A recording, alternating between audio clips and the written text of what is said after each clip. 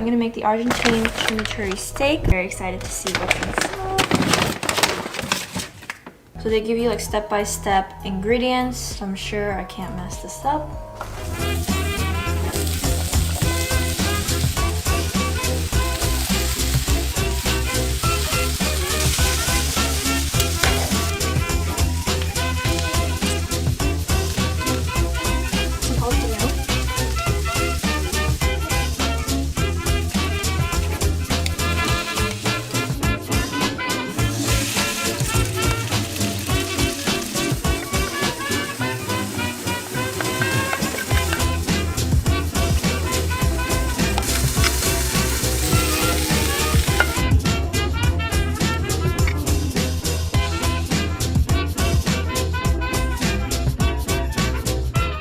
And that is the final dish.